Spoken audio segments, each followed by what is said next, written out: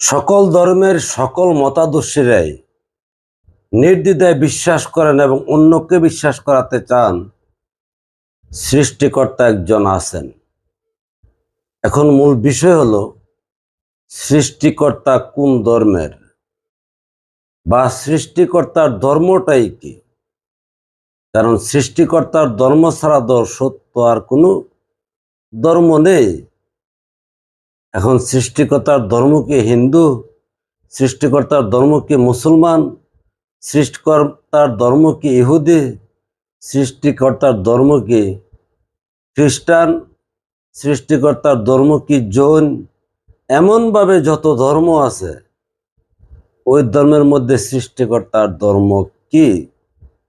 কারণ আপনি যদি বলেন আপনার ধর্ম সৃষ্টিকর্তার ধর্ম, এমন প্রত্যেকেই স্ব ধর্মকে তার সৃষ্টিকর্তার ধর্ম হিসাবে চালিয়ে যাচ্ছেন।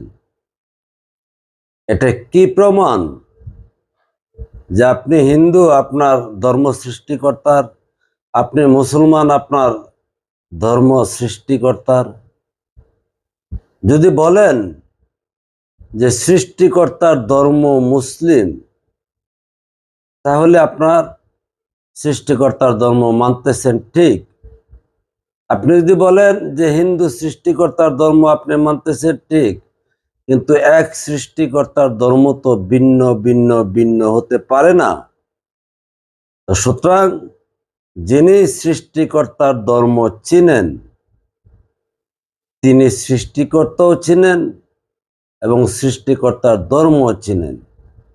আর সৃষ্টিকর্তার ধর্ম কি, কোন ধর্মের সৃষ্টিকর্তা, এটাই যদি না চিনলো না জানলো, তাহলে প্রকৃত সে না সৃষ্টিকর্তাকে চিনল আর না সৃষ্টিকর্তার ধর্ম চিনল।